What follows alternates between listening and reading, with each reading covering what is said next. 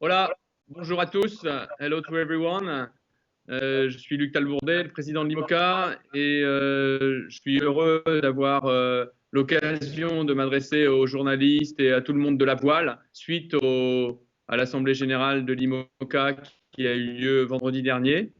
Alors, lors de cette assemblée, quelles décisions ont été prises? Alors, la première, il y avait deux objectifs il y a un an. Ces deux objectifs ont été atteints. Le premier, c'était un objectif de développement commercial.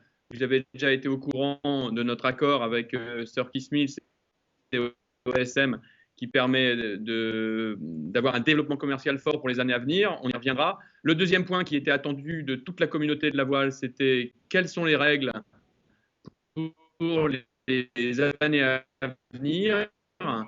À l'IMOCA, il y a eu donc une décision de prise avec deux changements majeurs.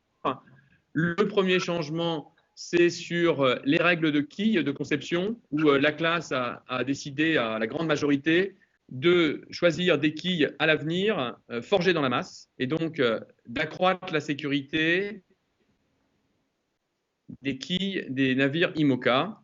Ce qui veut dire que l'objectif est d'éviter d'avoir tous les accidents qui ont eu lieu avec des pertes de quilles sur le dernier Vendée Globe. Et donc, un coefficient de sécurité qui a été augmenté du coefficient 5 au coefficient 6,5.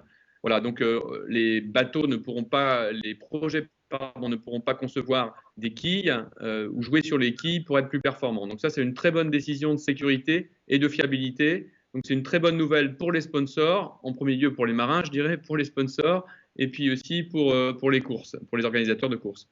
La deuxième décision, elle concernait l'évolution de la conception des bateaux. Et donc, il a été décidé, il y avait trois propositions. Une proposition qui était de retourner vers l'open, une autre proposition qui était d'aller de l'autre côté vers un monotype pour accroître pour mieux maîtriser ses coûts, on va dire, et plus de sécurité. Et c'est la solution d'évolution de règles intermédiaire, je dirais hybride, qui a été choisie avec, dans cette solution, deux paramètres importants. Donc, c'est une évolution de jauge. Donc, c'est l'évolution de la jauge actuelle. Donc, elle s'applique à tous les nouveaux bateaux. Il y a une règle d'antériorité pour les anciens bateaux. Donc, les bateaux actuels vont rester dans la configuration actuelle et pour les nouveaux bateaux, quelle est cette règle? Cette règle, elle fixe deux paramètres importants. Elle fixe le paramètre de la quille, comme je vous l'ai dit, qui a été la décision première en Assemblée générale. Et le deuxième paramètre, c'est le paramètre du mât, où on a décidé aussi d'avoir un mât monotype. Là aussi, pour des raisons de fiabilité, il y a eu sur les 10 dernières années beaucoup de mâts à tomber en IMOCA. Il est de plus en plus difficile d'assurer les bateaux lors des courses, d'assurer leurs mâts. Donc voilà, cette proposition qui a été acceptée fixe ces deux paramètres.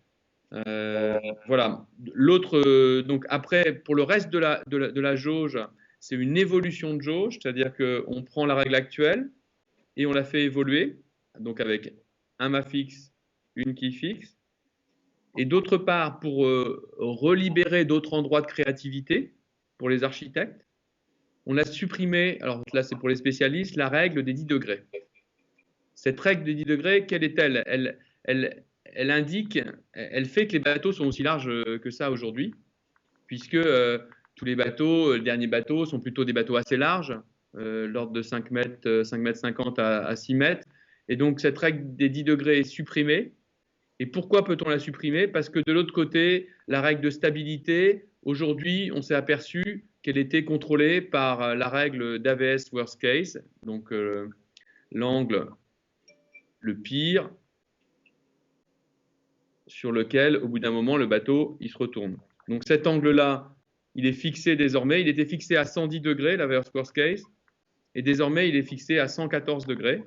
Donc, c'est cette règle-là qui permet de fixer la stabilité. Je m'excuse d'être aussi technique, mais je pense que le monde de la voile attend de connaître ces paramètres-là. Et donc, voilà. Donc, ça fait que les bateaux, eh bien, les architectes vont devoir travailler sur quel type de forme de coque ils vont pouvoir avoir pour la prochaine génération. Et ça fait qu'avec cette stabilité et sans cette règle des 10 degrés, on va pouvoir trouver peut-être des formes de coque différentes. D'autre part, il y a aussi On a mis des contraintes sur les matériaux parce que bon, on peut trouver des matériaux exotiques pour être de plus en plus légers, mais qui coûteraient de plus en plus cher. Les objectifs qui étaient fixés à cet AG, c'était d'avoir plus de fiabilité, c'est fait avec les mâts et quilles. C'était aussi de maîtriser les coûts. Et donc le fait de limiter les matériaux, ce sera toujours du carbone, je rassure les amoureux du carbone, mais on a des modules qui sont définis, des modules pour éviter d'avoir des matériaux trop chers. Donc ça, c'est le deuxième point. Enfin, donc, donc voilà pour cette règle Proto 2016 pour fixer les grandes lignes. Donc, je me répète, qui pivotante, pardon, mais qui One Design, ma One Design. On a aussi le vérin de quille aussi qui va être One Design pour qu'on puisse pas jouer aussi en ayant des vérins en titane ou en ayant des fixations un peu où on va essayer de chercher à gagner du poids. Comme c'est un paramètre de sécurité aussi, le vérin, on l'a vu.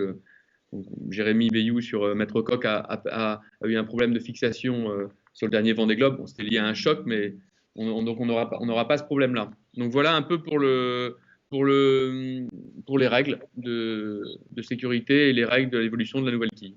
Voilà ce qu'on pouvait dire en quelques mots.